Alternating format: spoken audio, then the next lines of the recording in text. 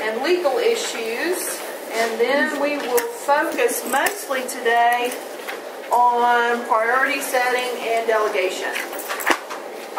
Risk management, basically one of the things that you're going to see is that every hospital in the world has a risk management department. But risk management is not only the responsibility of that department, it's the responsibility of every nurse, every employee, every person that steps in the foot of that hospital or institution. Basically, whenever we're talking about a risk management program, they're basically problem focused. We hope to identify, analyze, and evaluate risks. And what we hope to do is to do that even before a problem occurs, so that we hopefully can prevent that problem. What we want to do is to develop a plan for reducing the frequency and severity of accidents and injuries. Well, one of the things that we are doing is hoping to reduce the number of sentinel events. Okay, a sentinel event, by definition from the Joint Commission, is an event that results in death or serious injury of a patient, visitor, or staff member. Okay? One of the things that I printed out, and I wish I'll bring in at break, is that every year they publish a list of sentinel events related to incidents in healthcare situations. Not only hospitals, but long-term care, physicians' offices, doctors' offices. But the thing you have to remember, and the thing that the Joint Commission makes abundantly clear, is that the reporting of these sentinel events is by self-reporting. So what they're saying is that there's probably 100 or more that are not reported every year that they may not find out about. Just to give you an idea, last year there were 563 deaths and or serious injuries in hospital systems related to medication error administration. There were still some 50 wrong site, wrong patient surgical procedures. Okay?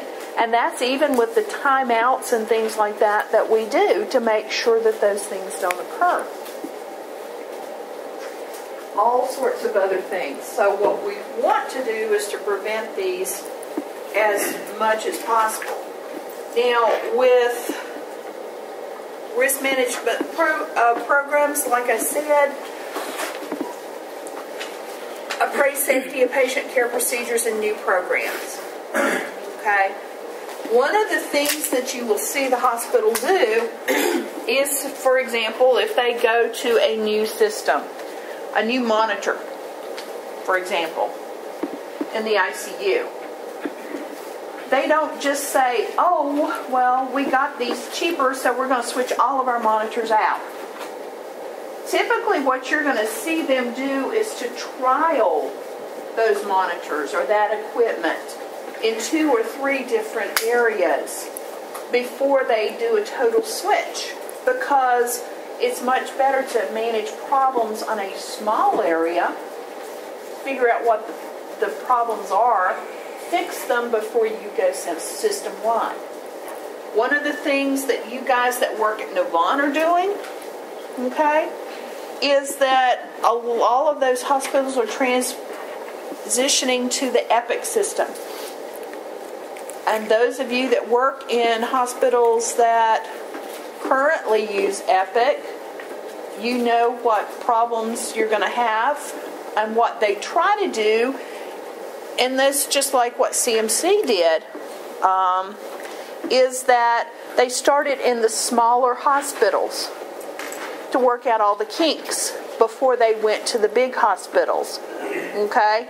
One of the things that CMC did that I thought that was very good is that they transitioned everyone to Cerner to Canopy.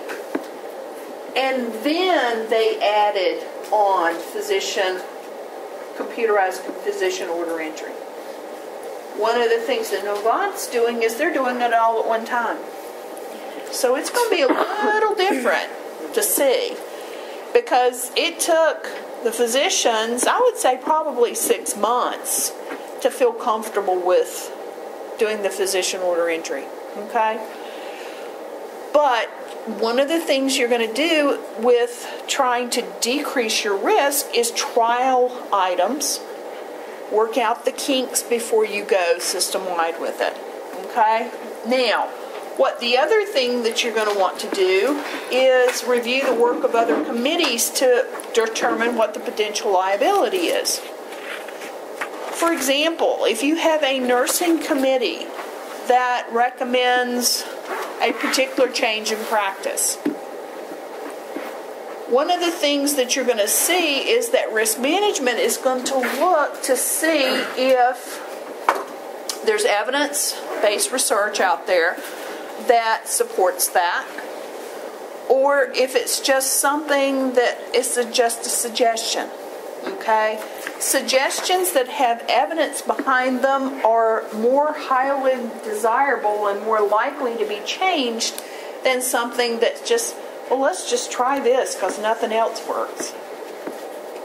That doesn't cut it. The other thing that risk management does is that it identifies the need for patient, family, and personnel education. Okay? Example. One of the reasons that a lot of hospitals went to the insulin pens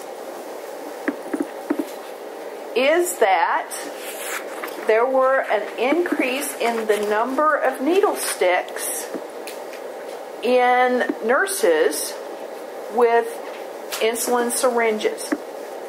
Okay, the number one reason that you see needle sticks with people getting insulin injections is that whenever you pinch up that fat to do that sub-Q, there's not as much sub-Q as you think, and you stick the needle in and it goes directly into your finger that's pinching at the back.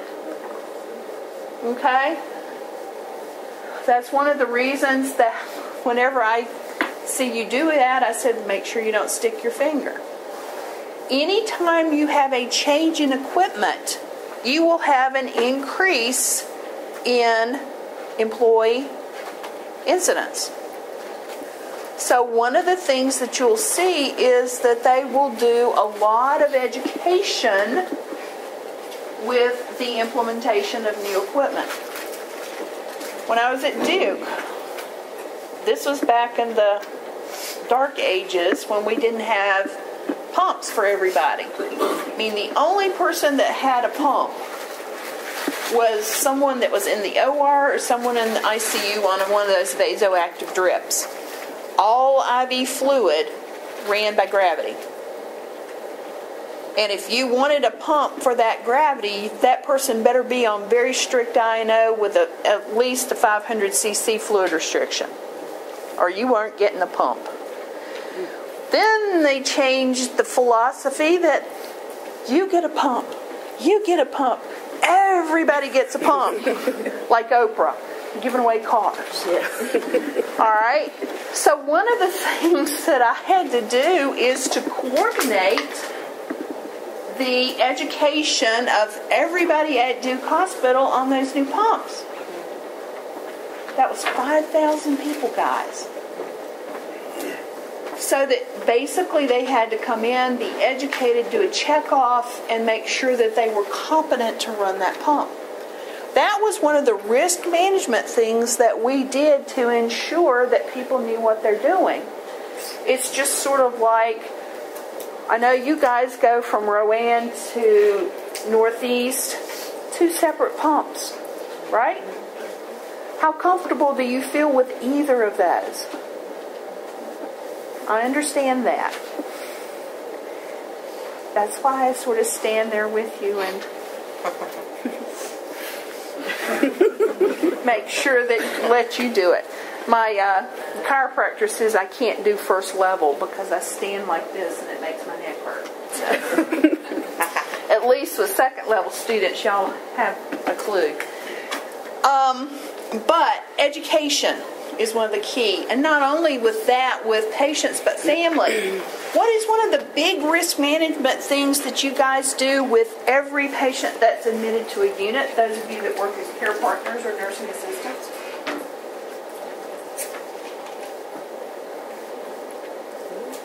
Oh, check their vital signs?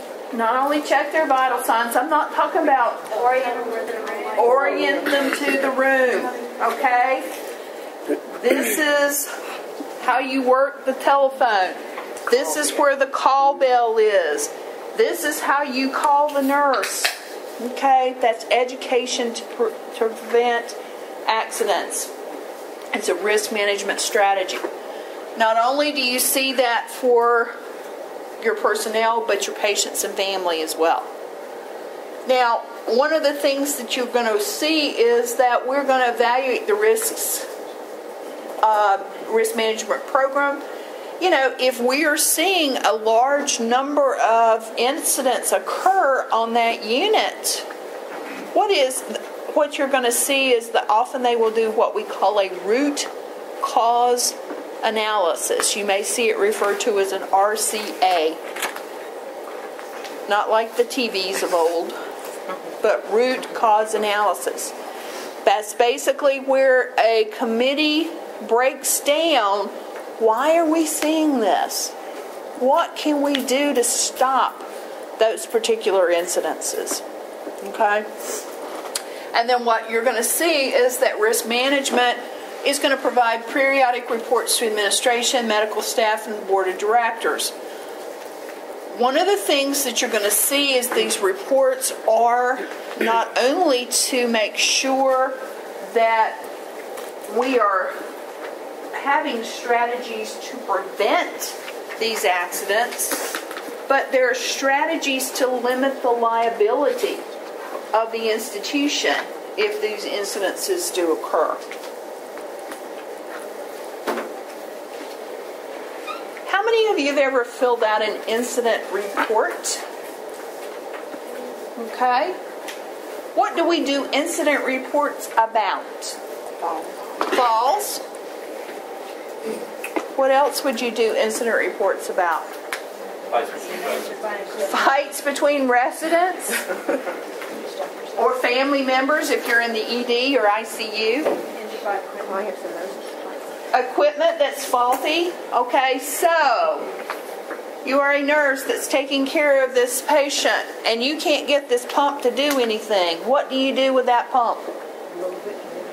Do I put it right back in the equipment room? You put a sticker on it, okay? Making sure that no one else is grabbing that same faulty equipment out, okay? That is one of the key things that you can do as a nurse to make sure that that faulty equipment is not used. Put a sticker on it. You might delegate to someone, call maintenance or to fix or whatever your number is, or clinical engineering to make sure that it's fixed. Same thing with a faulty bed. One of the things you want to do, if that bed's not working and maintenance can't fix it, you get that resident or patient out of that bed as quickly as possible. Now, one of the things that you'll see is that with incident reports, it's sort of like the old dragnet. Just the facts, ma'am. Okay, just the facts. We don't document, patient fell out of bed because so-and-so left the rail down. That may have been true. Patient was found on the floor. Bed rails were in the down position. Would be better language than call Dr. So-and-so 10 times, he never calls back. Page Dr. So-and-so at this time document in the chart this time. If you did page him 10 times, no return call. Never calls back is what? It's a judgment. It's a blame.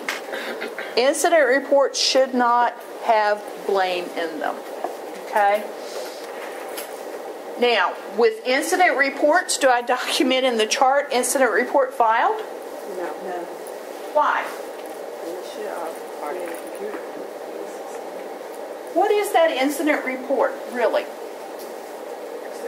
Documentation hospital, not for the patient. It's really documentation for the hospital, not for the patient, okay? Legally, the incident report, as soon as it gets to risk management, because risk management has a team of lawyers with it, it is considered a privileged communication. Okay? However, I'm going to tell you that if that hospital or someone is sued, that the lawyers for the plaintiff will ask for everything. Incident reports, etc., etc., etc. But legally, if that incident report goes to that risk management team, as soon as they open it, it's considered privileged, confidential information. So that's why you don't document in the chart incident report filed, because then that makes it discoverable. Okay? Just as an FYI. Now, strategies to reduce risk. Purchasing insurance for self or self-insuring. This is one of the things that I will tell you that I do. I have my own malpractice insurance, even though the school covers me for clinical incidents here. The reason I do that is right now, you're the nurse in the family. How many times has your neighbor or grandma called and said, you know, I'm doing so-and-so and so-and-so, and I'm having so-and-so and so-and-so, and what should I do? You should call your doctor. That is the best information and advice you can give them, okay? Because if you have liability insurance that's through your job, it only covers you for your job. My insurance, because I have coverage for myself, would cover me not only on my job, but in my personal life as well. It would cover if the gardener, the Lord knows, my husband would love one, ran over his foot on in the yard while he was mowing the yard, and I rendered first aid. Basically, my liability insurance would cover me there. Think about getting personal insurance. I'm going to tell you there are several companies out there.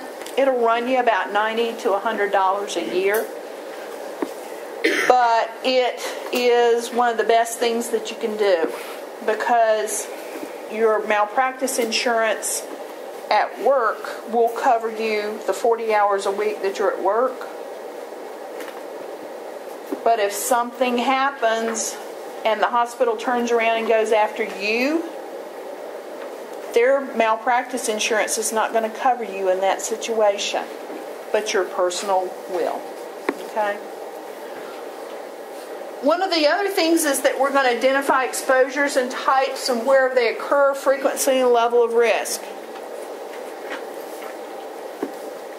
Water on the floor. Is that my job to get it up? Yes. Because I recognize that that is a risk that I could fall or someone else could fall. Especially if I put that water there. Or I indicate with the little do not fall sticker or something so that until I can get somebody to come and clean it up. What kind of exposures are you going to have? Well, what have we had in the news just lately, guys? Ebola. Okay? And that's sort of a evolving situation. One of the things that you're going to see with nursing is that it is not a risk-free profession. Whether it be infectious disease, whether it be back pain, or varicose veins, because we stand on our legs all the time. Okay? But it is not a risk-free profession. But what we want to do is identify the risks and to make sure that we decrease them as much as possible by following protocol, whatever it may be on this particular day, because it seems to be changing every day with this Ebola stuff. But we want to make sure that we follow what protocol it is to decrease our risk.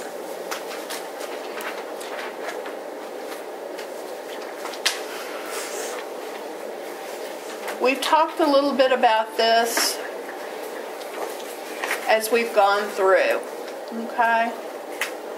Now, the other thing, of course, that will help with decreasing risk is providing care that's within the legal boundaries of practice. And that's one of the things that we're going to talk about in just a little bit, about the roles of the RN, the role of the LPN, the role of your UAP. And I'm going to tell you that National Council State Boards of Nursing and NCLEX will use the term UAP, unlicensed assistive personnel. Okay, whereas over at ROAN they call them nurse aides, over at CMC they call them care partners. You may hear them referred to as orderlies in some places, or techs in others. Okay, board is going to use UAP.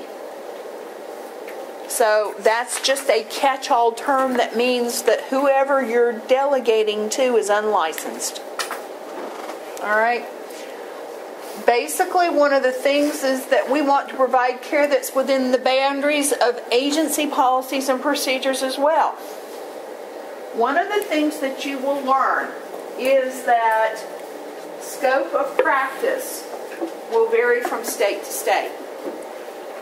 In North Carolina, there is a specific general statute that covers the role of the nurse.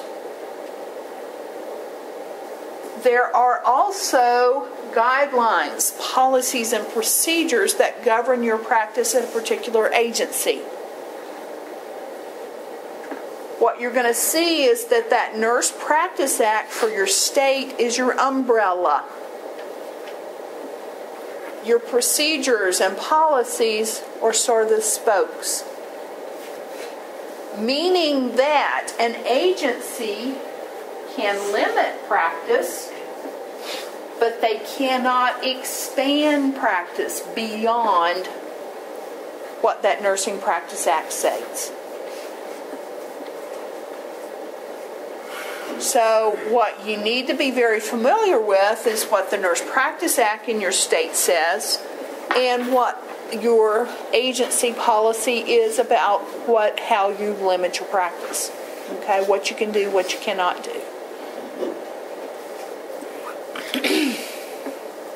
One of the problems that you're going to see is that a lot of people write verbal orders. Okay, but they never talk to the doctor. That is considered practicing medicine without a license, and you can't do that. But if that hospital or that particular medical practice has a list of standing orders that are already written and already co-signed, then you can practice with whatever they've got in there without practicing without medicine without a license. Okay? So that's one of the things that you're going to have to be very aware of. Now, how many are you planning to work in North Carolina after you graduate? How many are not? Okay, a couple of you. One of the things that I would tell you is that yes, NCLEX is going to be based on a general overall practice of nursing that's nationwide. But what you need to do if you practice in another state is you need to read that Nurse Practice Act for that state. Because what I can do in North Carolina may not be the same as what I can do in South Carolina, or Georgia, or Florida, or Lord only knows California. Because they do everything different out there. Okay? If you have, what most of us are going to have is a multi-state license with the Nurse Compact. That means that I can go from state to state, but I'm licensed in the state that I live in. So right now, I can live in Charlotte, be North Carolina licensed, but I can work in Rock Hill in South Carolina with no problem. And I don't have to get a South Carolina license because they're part of the Nurse Compact. But if I move to Atlanta, they are not a part of the Nurse Compact. So I'm going to have a different license. But it doesn't matter. I'm still going to have to read South Carolina's Nurse Practice Act. I'm still going to have to read Georgia's Practice Act. It's the state that you are practicing in that governs what your practice will be. And that's one of the things that helps to manage your risk, to make sure that you operate within those legal boundaries. Yes? How does that work when people go on mission trip and work in other countries?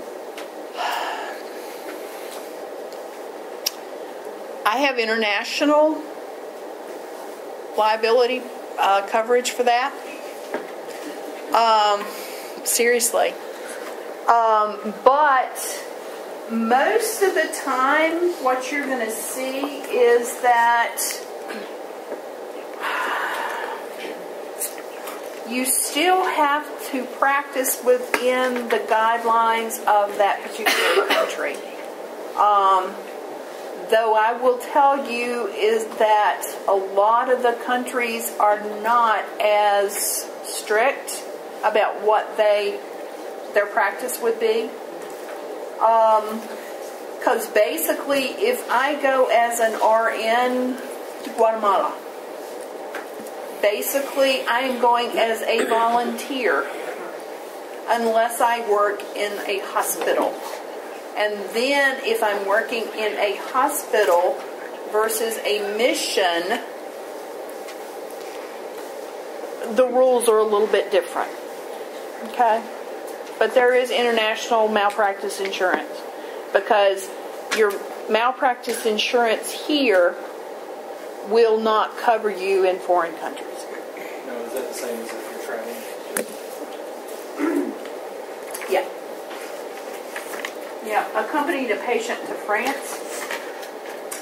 He was here, was in a bicycle accident, and had to have a nurse to fly with him home, commercial, because he needed an air ambulance, and had to buy like a 3-month policy to accompany him to the airport, to the ambulance, and then fly home. So, but yeah, the liability is a little different. All right, some of the higher risk areas, as I said, medication errors.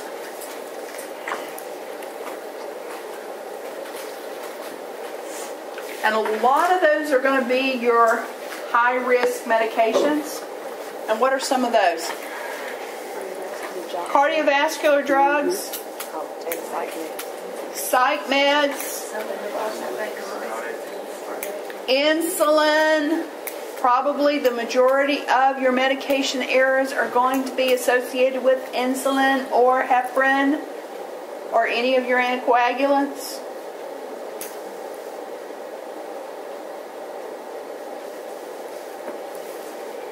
Some of your pain meds? Okay.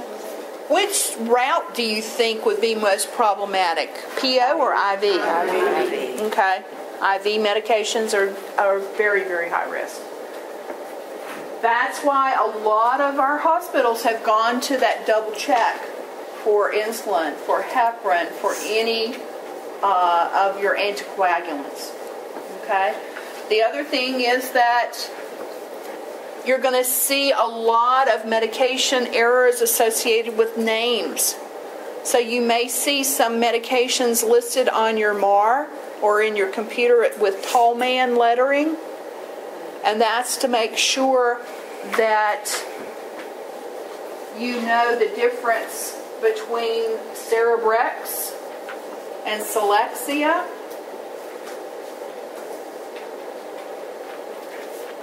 Or hydromorphone and hydrocodone, so that there is not that medication error there.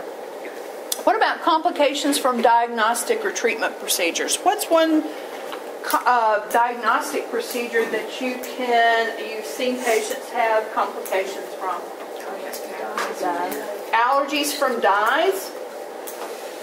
Okay, not only allergies, but did you know one of the reasons that they're going to ask you what that patient's BUN and creatinine are whenever they're doing a contrast is that contrast material can cause an acute renal failure. One of the things that you're going to see is that if you have patients that are getting IV contrast, hydration is one of the things you want to make sure that you ensure as a nurse, whether it's PO or IV, to prevent that complication. What other drug are we going to hold if they're getting IV contrast? Any idea?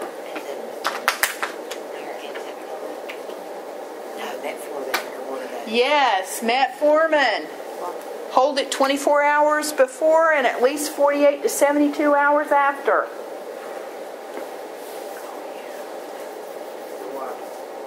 Because it can cause an acute renal failure. Because it does not allow that drug to be cleared as much. And that's a good question. Why? It shows that you're thinking. It's just not, don't accept everything that comes out of my mouth. Just that's my insurance. You're on my insurance. I pay extra for you guys, I'll tell you. It's not enough. Thank God it's only $25, but it provides me with another $3 million worth of coverage for you guys. But why?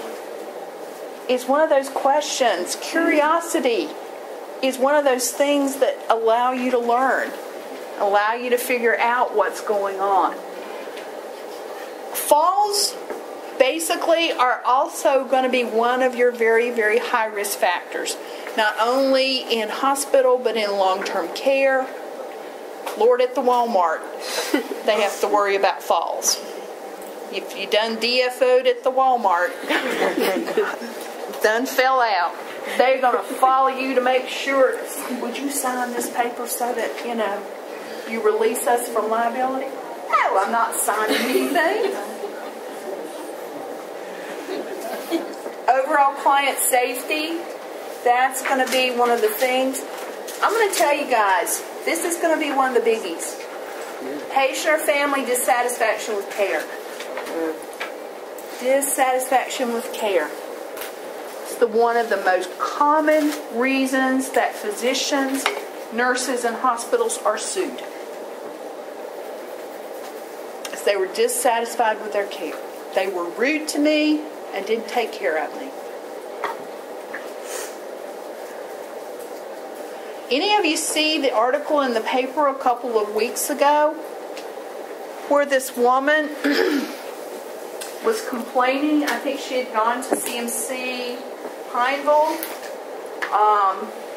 Was having difficulty with swallowing. She'd had liquids, and she couldn't get anything down, and she felt like their throat had been scratched, and all sorts of things had occurred. Well, they did test. They basically did a GI consult, and what they did was, because the woman still had adequate airway, was able to breathe, was able to swallow those liquids, they deferred her EGD until Monday. Okay? Which standard practice, because it was not an emergent situation. Well, her friend complained that she was hungry. Well, they thought that they were going to send liquids, but no, what they sent was a ham sandwich. Well, the woman tries to eat the ham sandwich and obstructs. Then she got the EGD. Come to find out, what she had done is that she'd popped a bunch of her regular medicines. Well, she swallowed one of the plastic containers for the pills, and that was sitting in her throat for about a week.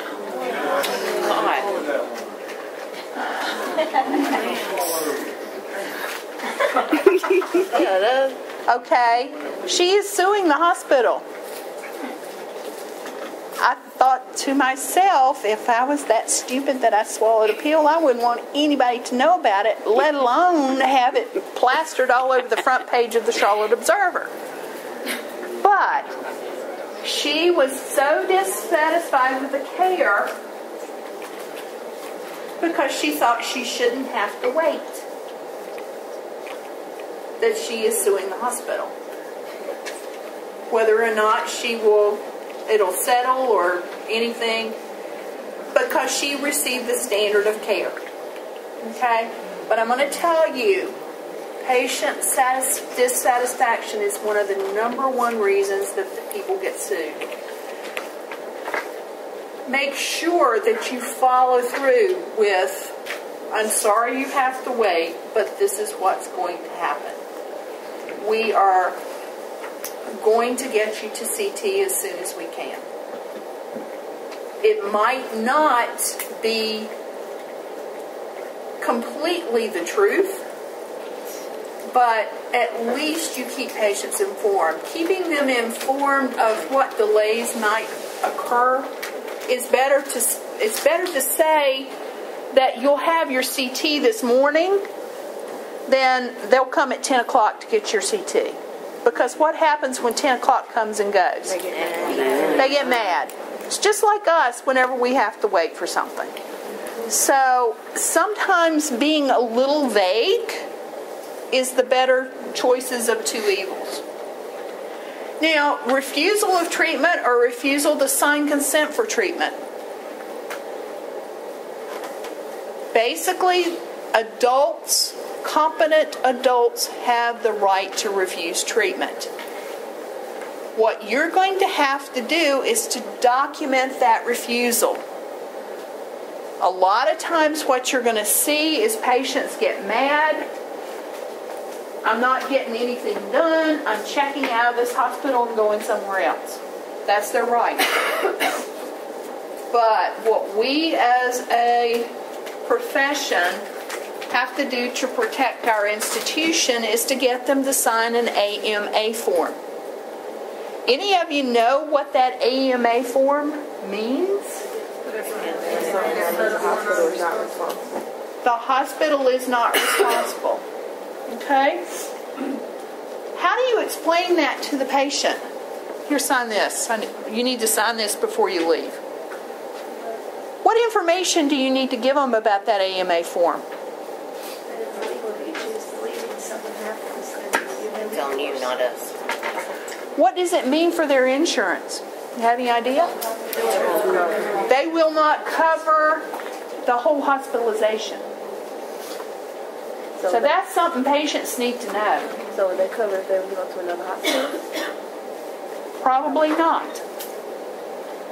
they have the option to not cover this hospital admission at all. So patients need to be aware of that. Assessment or communication of allergies. Biggie. That's one of the things that you will see. If you do not put allergies into these computerized systems, it will not allow you to enter any medication orders. That's a safe gap or stop gap to prevent those allergies. My mother is allergic to lidocaine. She has an anaphylactic reaction to lidocaine. Scares me to death because she's going to an oral surgeon tomorrow to have 2 teeth pulled. So I've said, Mother, every person that you speak to, even the people in the waiting room, I don't care if they're just sitting there waiting for their family member to come out. You say, I am allergic to lidocaine and have an anaphylactic reaction. I have a piece of tape to put on her chest. Because not only does she have an anaphylactic reaction, she can only be intubated by one person in High Point with a fiber optic bronchoscope. So, it's one of those things that, you want to make sure that everybody knows. She also has major other problems like her Coumadin level. They keep her INR with 3.5 to 4 all the time. So there are other things that are going on. But the thing I'm most concerned about is that allergy. Okay? Allergies are important. Not only that, what are medications? What foods you're allergic to? Makes a difference if you're peanut allergic. You don't want to have that chili with that peanut butter that's put in it. Okay? It thickens the chili. So, with peanut butter. Just a dollop of peanut butter, it thickens the chili. But you don't want it if you're peanut allergic. Okay, think about all of these little kids that are getting ready to trick or treat on Friday night with all of these peanut allergies. They've actually come up with a symbol now with, it's a teal pumpkin that you can put in your window if you have peanut-free treats for kids. So, just if you have like peanut-free treats, because think about it, all the little kids that have peanut allergies, really they can't trick or treat because Lord knows it's been contaminated by all the little Snickers that we all love and dig out of the candy. Any action or intervention that can harm the patient, well, that's pretty much anything you do. So one of those things is you're going to want to watch and look for those. But risk management is one of the things that you as the nurse are going to do in the future.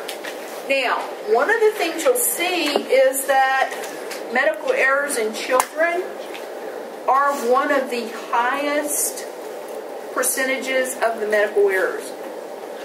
Because Lord only knows, even though I've been a practicing nurse for eons, I do not feel confident giving medications to kids because the doses are so different. It's one of the reasons why Miss Ward made you do calculation after calculation after calculation before you gave medications to those kids. The other thing is that you're going to see is that families with limited English have a greater risk for potential medication errors, especially once they go home and are discharged.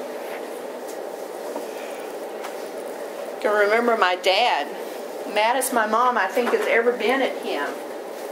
My brother and I were supposed to get a half teaspoon of cod liver oil, okay, because back then that's what they gave for constipation. He gave us 2 tablespoons. Gosh. Well, I bet you were cleaned out. Oh, we were seriously cleaned out, as well as the house, because we could have had a colonoscopy. But, that was, my dad speaks English very well, but if you have someone that has limited English or English as a second language, you better be very clear that they understand what you're going to get with potential medication errors, because they will occur. All right, so when we're talking about risk management for physician's orders, one of the things that I absolutely love about computerized physician order entry and the way that we are going with that is that it is going to decrease some of the ambiguity that we've been seeing with doctor's orders. Those of you that were at Rowan, trying to read those charts, okay, can you imagine trying to read those orders? It basically took a committee to figure out the chart, let alone what the order might be. Anything that these are the things that we need to question. This is that why is it that way that we have to. Any order that a client questions, I haven't been taking this at home. What is this for? Or, this is not the pill I usually take at home. Often that one would be, well, because we get the cheapest stuff we can get here, and it's because it's a generic pill. But you should check it out to make sure that, in fact, that is the right medication that this person is supposed to get. Any order if the client's condition has changed. And I'm thinking DNR orders.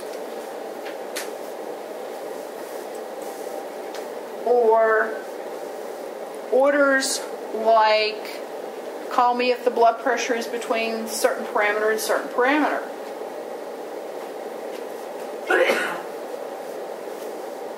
Any order that's ineligible, unclear, or incomplete. And that would be most all of them. Okay? For it to be a complete order, what do I need to have? Time, date, route, dose, name of the medication. And most hospitals are going now to generic names. Okay? Basically, what you're going to see is that if they write for Diazide or Lasix, instead of Lasix, that doctor should write furosemide. And with a computerized order entry, basically it's just a drop down, and they can click the one that they want. They click the route that they want. They click the dose that they want. And one of the nice things about computerized physician order entry is they have the range of what the normal doses are. And if it's outside of that normal range, then they have to justify it. So it's hopefully going to cut down on a lot of ordering errors. Okay? Verbal orders. I think probably in the next 5 years are going to be a thing of the past. Because what you're going to see is that verbal orders used to be whenever the physician was in a non-accessible, chart-accessible area. Now with computerization, they can do it in their office, they can do it at home, pull up and stick that order in. Okay? So that what you're going to see verbal orders, I think, dramatically decrease. However, if we do take a verbal order, what do? Read it back to them. Definitely. Okay. Reporting incidents.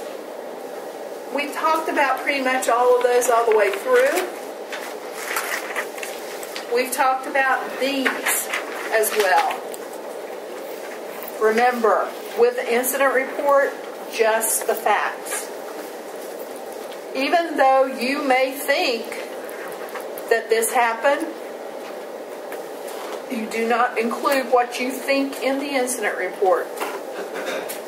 So that Mr. So-and-so fell out of bed. How would be a better way to say that? Found on the floor. You don't know if he fell out of bed or fell out of the chair or climbed on the IV pole and jumped. Speaking of which, did you see the in the newspaper someone jumped out of the 8th floor of the hospital in Lancaster? Yeah. Serious incident report on that one. Live to tell the tale. Multiple arm and leg fractures and rib fractures.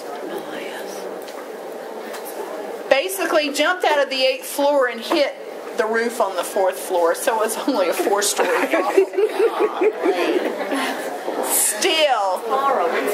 Still, that is awful. One of the situations that I can remember of at Northeast that was interesting is that we had this guy to elope, meaning that he left the floor for a while, went down on Church Street in Concord that we found out later, got some angel dust, bath salts, and went BS crazy on the unit. They were trying to restrain him to get him back into the room so that they could put him in restraints and get him to the ICU. But you know where that sort of overlook is above the cafeteria there at CMC Northeast, where there's an elevator that goes down to the bottom floor? He takes a flying leap off of that and lands on this poor little 80-year-old woman. Scares the crap out of her. It doesn't hurt her, but he breaks both ankles. 80-year-old, 30. So, you know, major incident report there as well. So falls as well as jumps have to be documented. Nurse managers, basically what we want to do is basically hopefully set the tone for a safe and low risk environment, and then create that blame-free environment. Because basically if something happens and a lot of blame and a lot of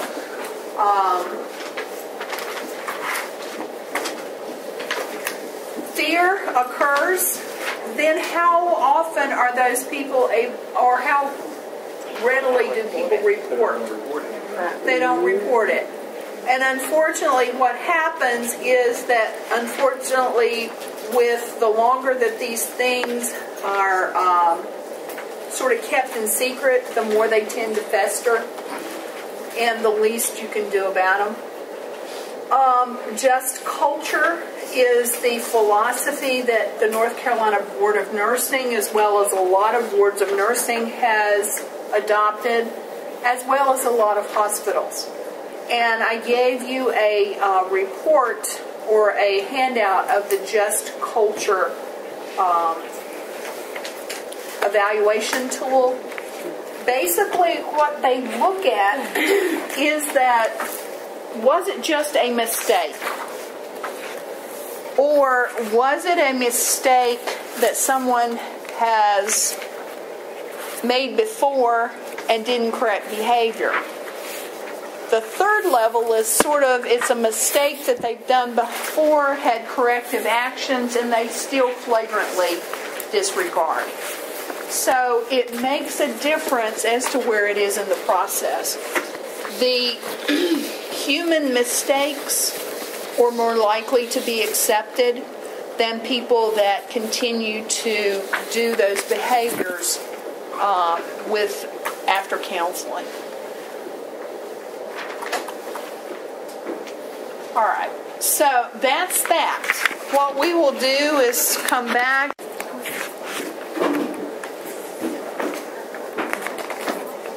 Let's go ahead and get started back again because there are a couple of things we need to do today. All right, some of this we've already talked about when we talked about the sexual violence and rape and things like that. One of the things I want to review with you is there are some things that we do have to report other than child abuse, elder abuse, and those things. There are legal requirements to report an act, event, or situation that's designated as reportable by state or local law. Some of those things are also reportable by the State Nurse Practice Act that you're in. When you look at some of the things that you have to report, vital statistics, that's going to be births and deaths. That's pretty much it. That's all that you have to report about that. Communicable diseases.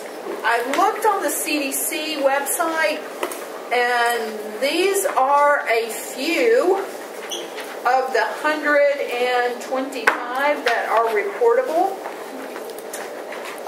Such things as anthrax, West Nile, babiosis, botulism, cholera, diphtheria, giardia, gonorrhea, Hansen's disease. Anyone know what Hansen's disease is also known as? Leprosy. Hepatitis, all the types, A, B, C, D, E, and now there is even an F. HIV, influenza, Lyme disease, malaria, measles, mumps, rubella, polio, pisticosis. Anyone know what that is? Where you get it? Yeah, that's it. Burger chickens.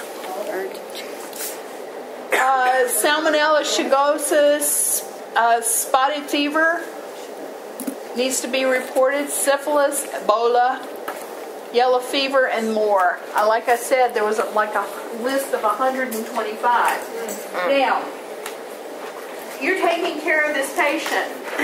Is it your direct responsibility of the nurse to report it to the CDC? Follow the chain of command.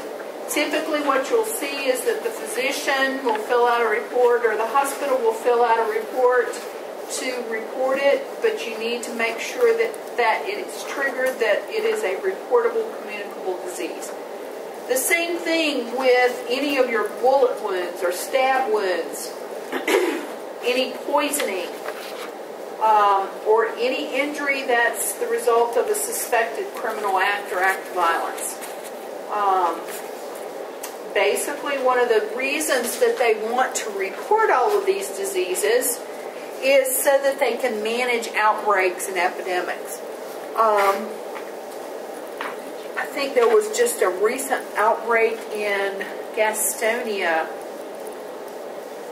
some foodborne illness. One of the churches had a barbecue or something, and that's the way that they tracked it back. The other thing that is mandatory reporting that we've talked about is abuse or neglect of minors or older adults. Basically, with that, we have what we call a good faith immunity. Meaning that if it was reported in good faith, instead of as retaliation or on purpose, that you had an index of suspicion, then you are covered by that good faith immunity. The other thing that we have an obligation, and it is written into the Nurse Practice Act, is that we have an obligation to report nurses that are in violation of the Nurse Practice Act to the Board of Nursing. Things such as alcohol or drug abuse. any criminal act towards a patient or someone in your care. Those have to be reported to the Board of Nursing. Directly. Typically what you will find is that if it occurs within the context of your work, then you follow what the chain of command is to report that. You don't just dial a friend on the board and say, hey, by the way, but it is your responsibility to make sure that the nurse manager knows that. Typically what you will find, if there is a violation of that Nurse Practice Act, then the employer is the person that reports that. Now, as a nurse in the state, you have an obligation to report, self-report, any charges, criminal or legal charges against you, not only to your employer, but to the Board of Nursing. In other words, you get a DWI and are convicted of that. That has to be reported to your employer as well as to the board.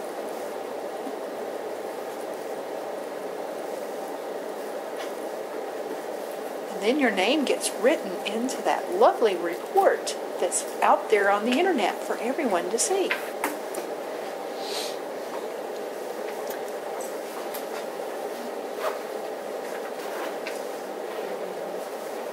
This is what the statute in the Nurse Practice Act, and that's what NPA stands for, Nurse Practice Act. Any person with reasonable cause to suspect that a nurse is in violation has the duty to report. Typically what I said is that it goes up the chain. However, if it is outside of their role or responsibility, i.e., recently in Miami, that lady that was, instead of injecting Botox, was giving these people caulk instead of like collagen fillers. That would be reportable. Okay. You have the legal obligation to report incompetent, unethical, and any illegal conduct.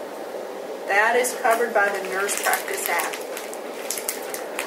Whether you report that to your employer or to the board will depend on where your practice would be. The majority of time it is to your employer.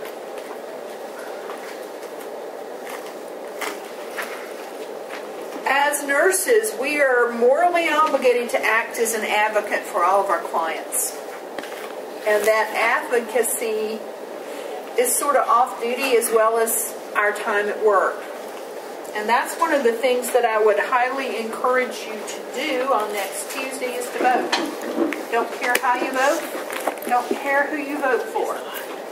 But what I would suggest is that you exercise your obligation, and I consider it not only a privilege but an obligation to vote, because that is how we advocate for our patients as well as ourselves, is to make sure that we get the people in these positions that should be.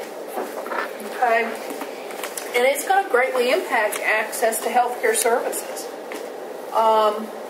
Our role as client advocate begins in nursing school, and it's incorporated into our daily profession. Okay, it's one of those things that we are trying to make sure that we sort of pound into your head to make sure that you learn that advocacy is one of your major roles. Now, there's a little bit of difference between making sure that a mandatory report or a report is done and whistleblowing. Okay, what do I mean by whistleblowing?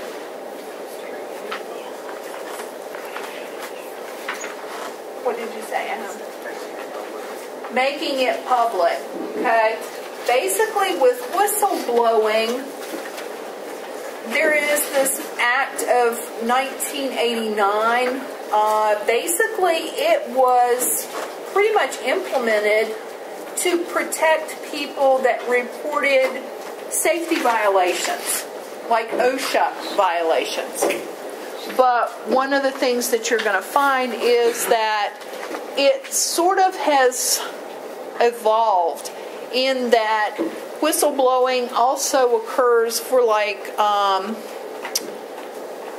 people that report violations, like a physician is double billing patients, both Medicare and Medicaid.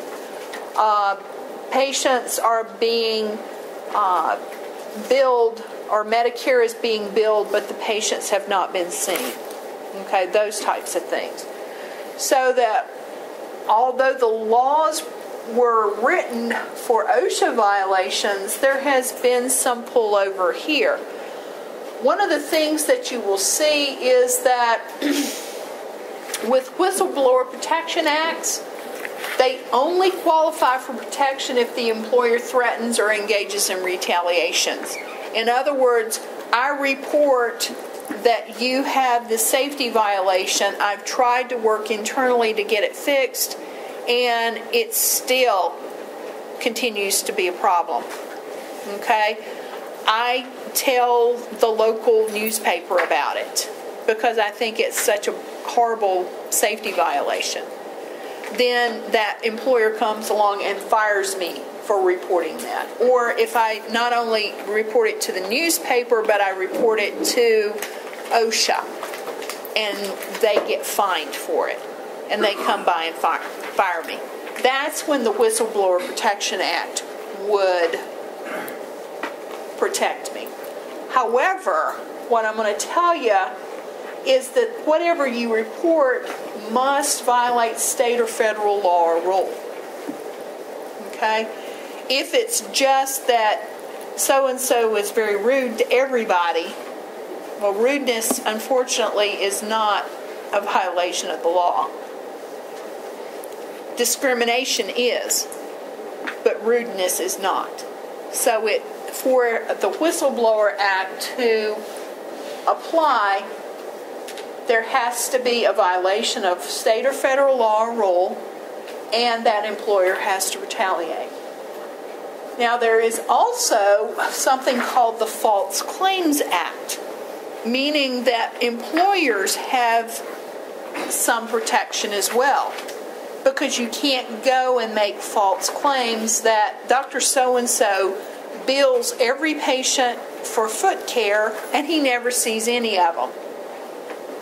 If that is not true, then you are legally liable for making that false claim. Now, a couple of things that you're going to see is that some of the consequences of whistleblowing.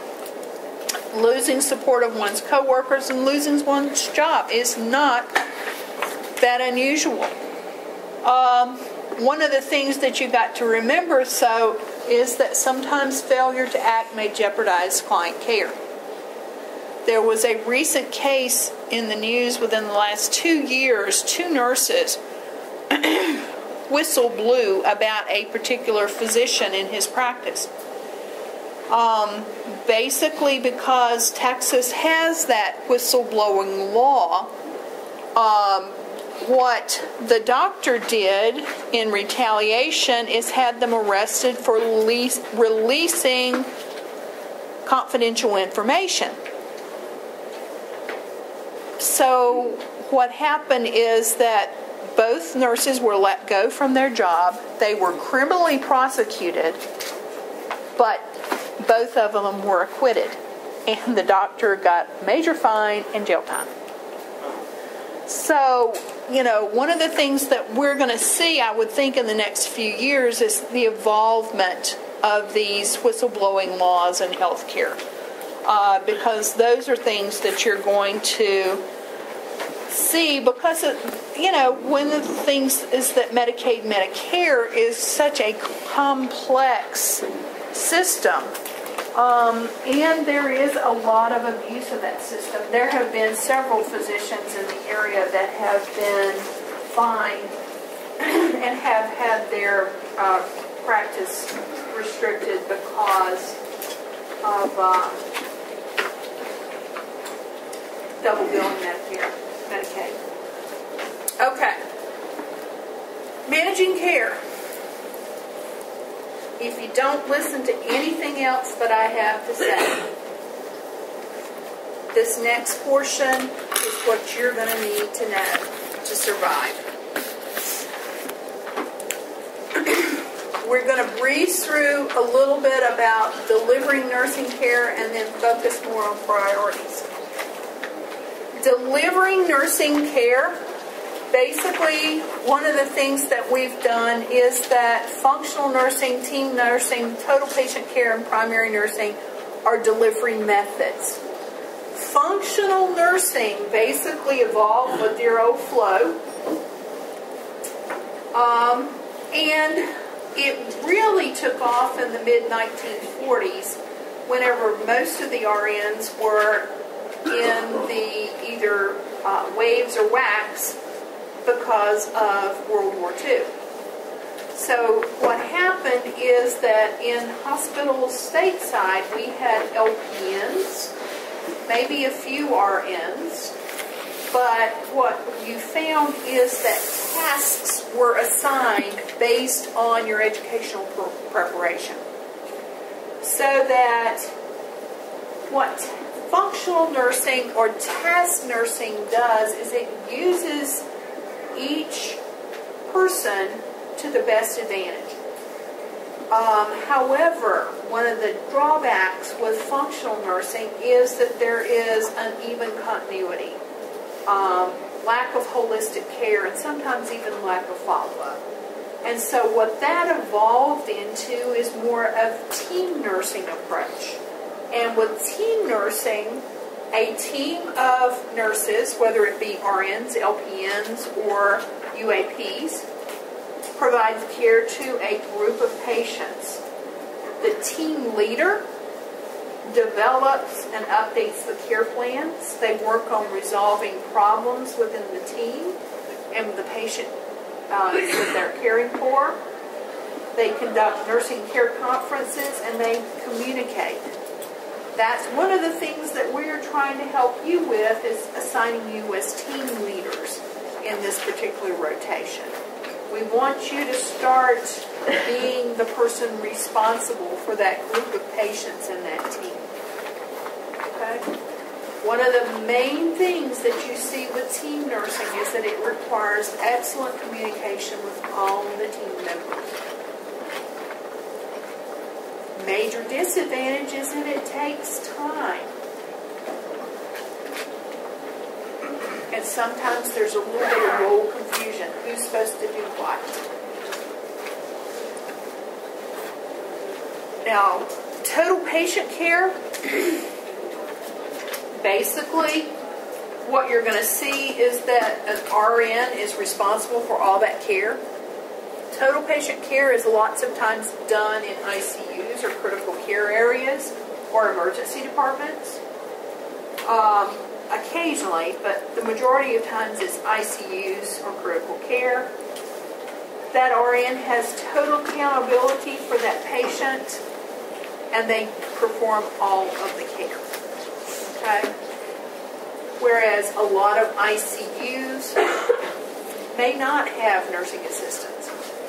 That RN is responsible for beds, baths, and all care that patient experiences.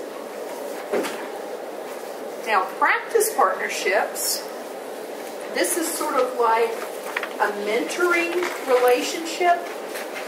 You have an experienced RN and a newer, less experienced RN, or you have an LPN. So that together they coordinate the care of that patient.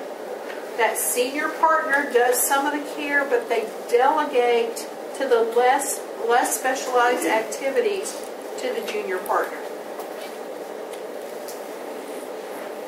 What you have to be careful about in practice partnerships is that you delegate appropriately. that you don't delegate inappropriate tasks to someone that's not prepared to do them. Okay?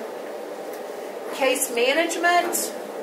I know that all of you experienced that in either 112 or 211AB, where you worked with a case manager. What did those case managers do? 800 phone calls a day. 800 phone calls a day to coordinate care for where? Post-hospital. Post-hospital. Rehab, follow-up care, the placement.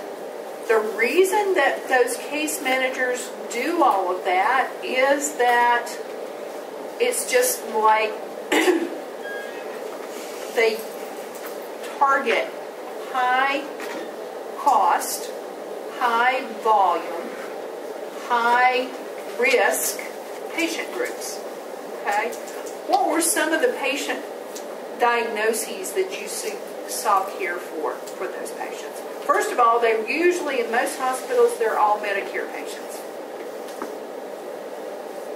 So that's one group. What's some of the other groups? Usually the ones that needed oxygen. Oxygen at home, your COPD patients, okay? That's one of the things that is targeted with case management. What else? Wound care. Wound care, heart failure, knees and hips, diabetes. Think about all of those that you've just mentioned. Again, they're high risk, high volume, high cost to the hospital.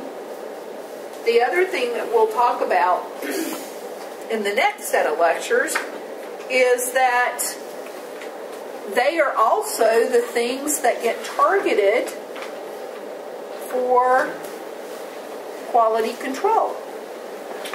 So that if you have a heart failure patient that is in your hospital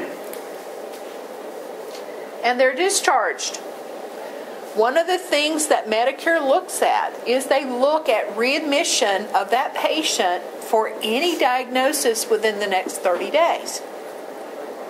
If that patient is walking on their sidewalk and gets hit by a bus and admitted to the hospital, that counts against you. It's crazy. Yes. So what you're going to see is that with your heart failure patients, that's why teaching is so very important, and follow-up care is so very important to make sure that they don't have those readmissions, not only within 30 days, but throughout the year, because there are penalties for those readmissions. Now, critical pathways, you may hear them called care maps. That's where a lot of these diagnoses that we've just talked about, the knees and the hips, the diabetes, the heart failure patients, they follow a particular critical pathway. And basically, those are driven by outcomes. What do you want this patient to achieve on day 1? What should this patient achieve by day 2? How many days should it be before they're discharged?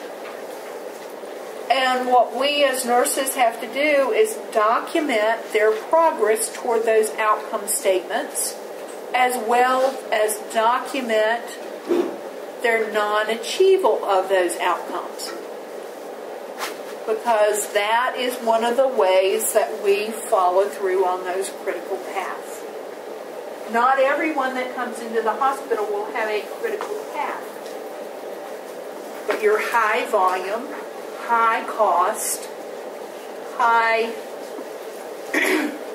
highly involved care patients will. Now, differentiated practice. Differentiated practice basically means that they maximize resources by focusing on education. This has been one that has been in the literature for like eons, like back in the day when I came out of school. basically one of the things that they're trying to see is, can we deliver care in a more cost-effective manner?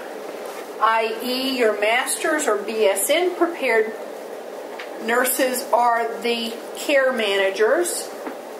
Your associate degree nurses, your LPNs, are the providers of care. And your UAPs do all the scut work. Well, they get stuck with that anyway. Those of you that are care partners know what I mean.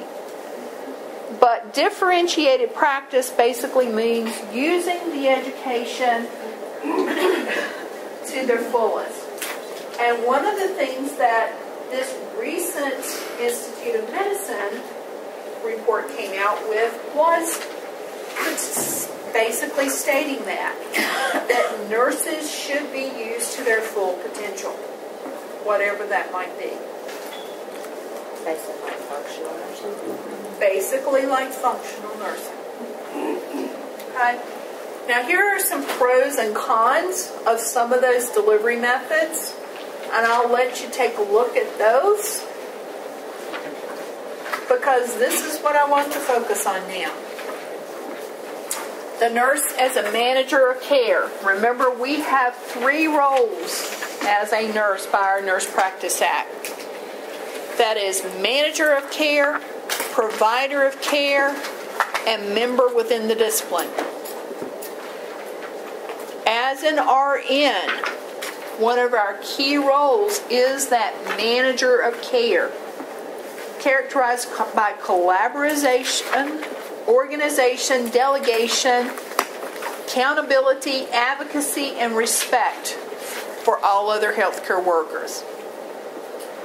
The way that hospital nursing and sometimes long-term care nursing is that nurse is sort of the center spoke, the hub of the wheel, so to speak, along with the patient.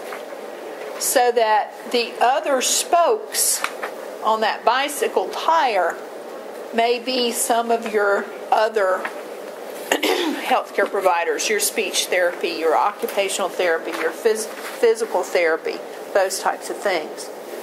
But as that center hub, that nurse is the manager.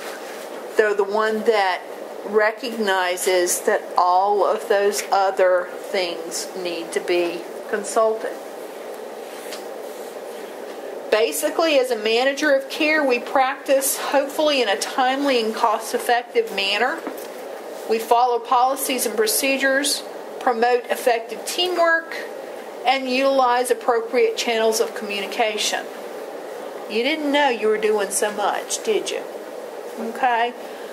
Well, what we hope to see is that as a manager of care, we have to set priorities. What are some of the priorities? What are some of the I have to do, I must do this? What are some of the things I should do? What are some of the things that would be nice to do if I had the time? Those are the 3 things you need to think of. And that's how you need to put first things first. And as she says, if you woke up breathing, congratulations, you have another chance. One of the things that you are going to help set your priorities with is dear old Abraham Maslow. I hate Maslow. I heard that. But Maslow is one of the bases that we set our practice on, because it does establish this hierarchy, okay? And the base of that triangle or that pyramid is the most important.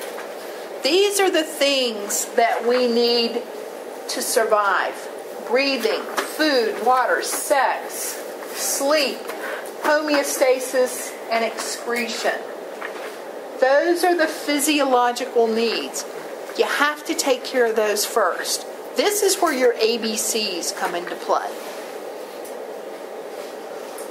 Safety needs, security of body, of employment, of resources, of morality, of the family, of health or property. Okay, those are safety needs. Not only physiologic safety, but resources. Love and belonging, friendship, family, and sexual intimacy.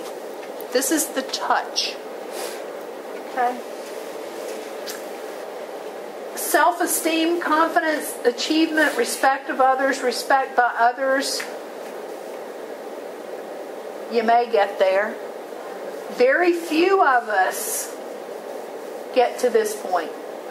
Morality, creativity, spontaneity, problem solving, lack of prejudice, and acceptance of facts.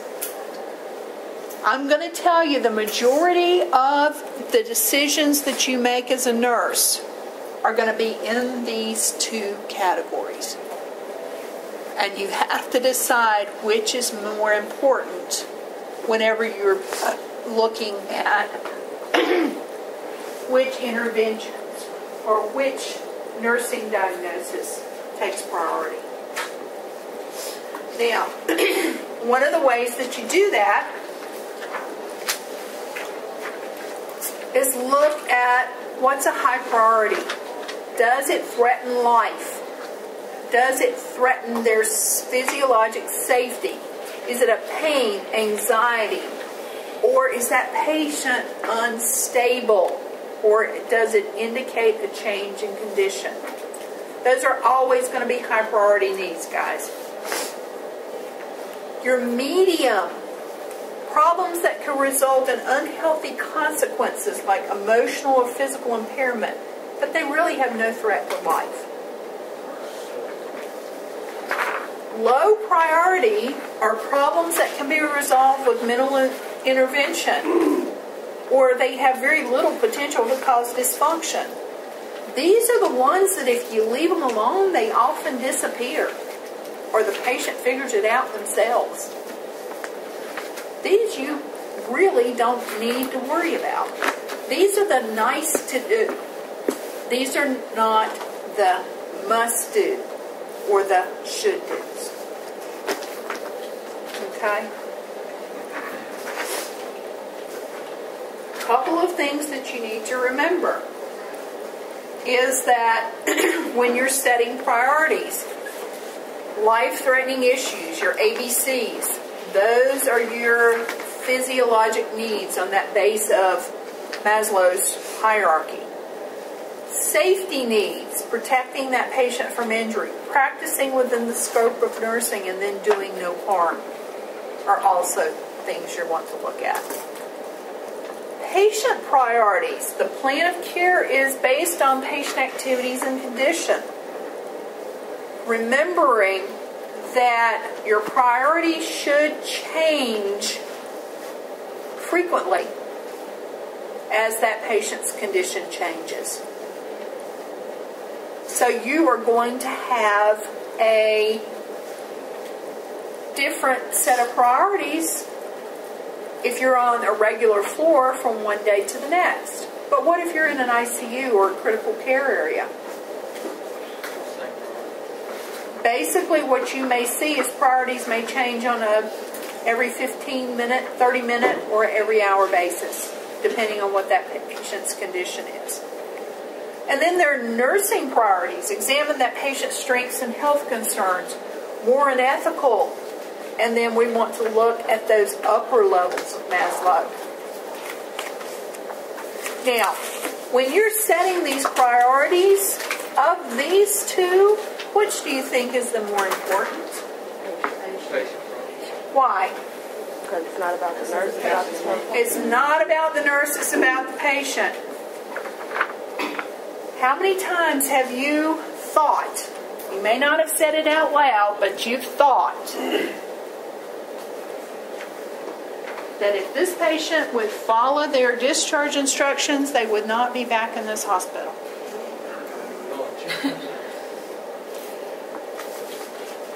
is the person that has to live that life? Is it the nurse or is it that patient? So their priorities are going to basically trump yours. Yes, I understand that I have a problem here with my diabetes, but I don't have anyone to care for my 3 children under the age of 4. So I need to go home because there's no one to take care of them. Patient priorities is something that you're going to have to deal with and help them to develop resources in order to be able to deal with those. The other thing is you need to consider what their health values and beliefs are.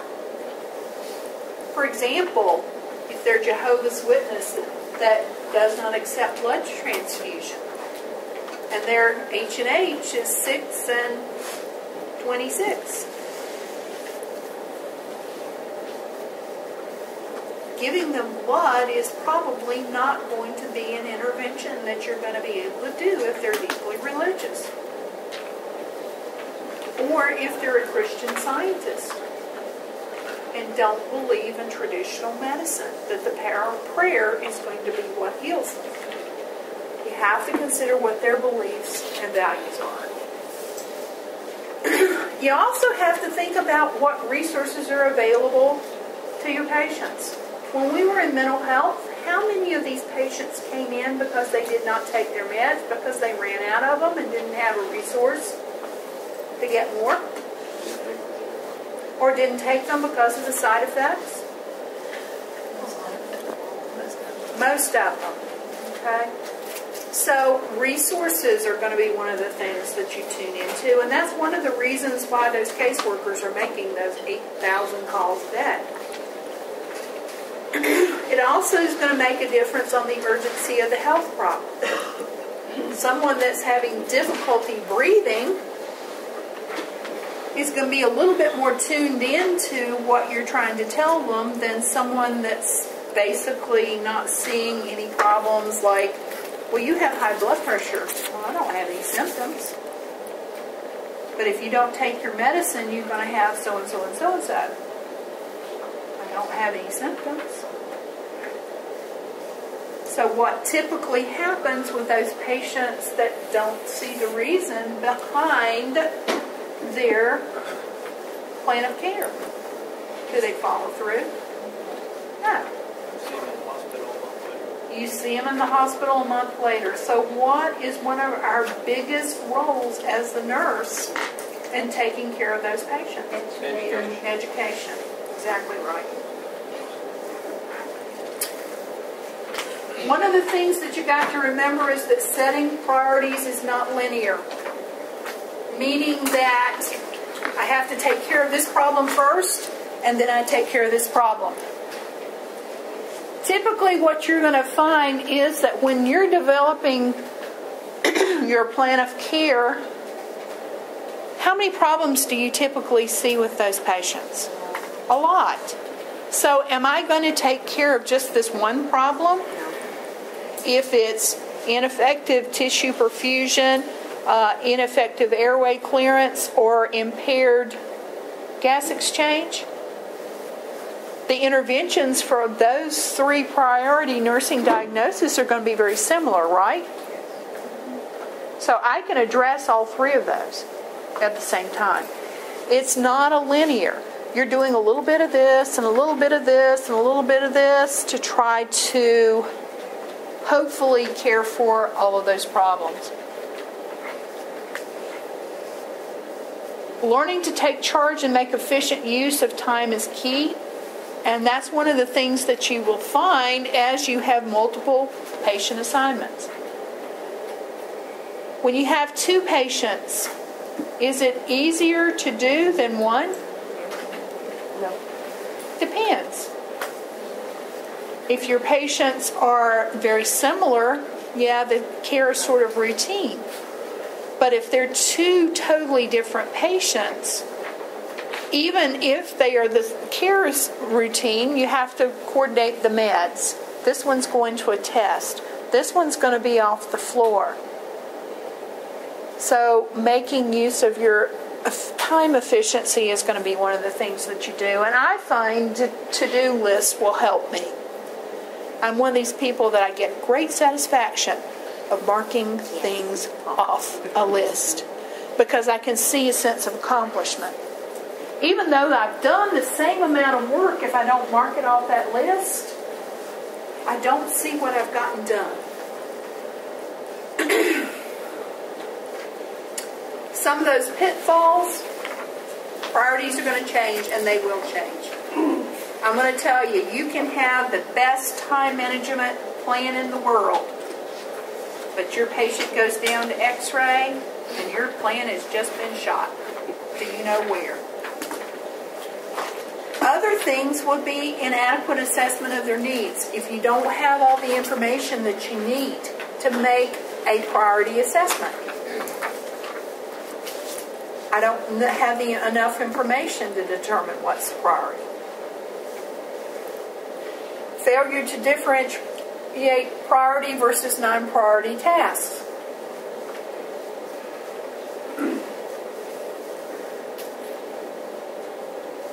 Do I do something because it's easy and I can get it done quickly? And I can knock it off my list? Or do I do what the priority thing is?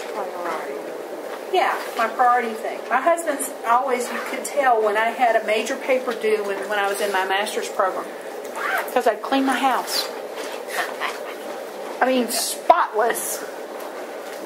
He says, "You've got a paper due, don't you?" And I said, "Yep." Because I'd much rather clean than write. Though I hate to clean too, but that's something that I could have an accomplishment of a goal. And then I'd sit down and whine and complain about writing the paper, but I'd get it done. Take care of the priorities first. Sometimes if you don't take care of the lower priorities, they resolve themselves or go away. Accepting the other's priorities without seeing the big picture.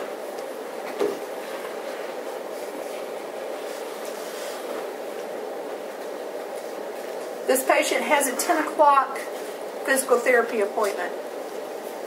What is the appointment, the person that comes to pick up that person for PT?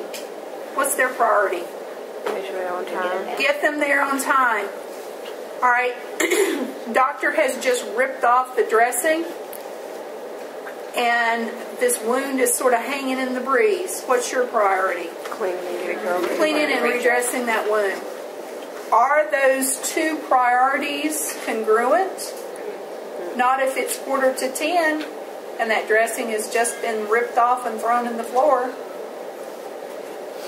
So as a manager coordinator of care, you've got to negotiate to say, "Hey, I need to do this dressing right now before they come up." And whether you do that with a transporter or whether you do it with a physical therapist will depend on whichever way it's done in the hospital. Performing tasks that are identified first versus those that are a priority. Again, it's sort of back to those failure to differentiate priority and non-priority tasks. I could get these done and they're out of the way. Beds and baths. Beds and baths are never a priority unless that patient is covered in poop from head to toe. Take care of what those basic needs are. Those are your priorities.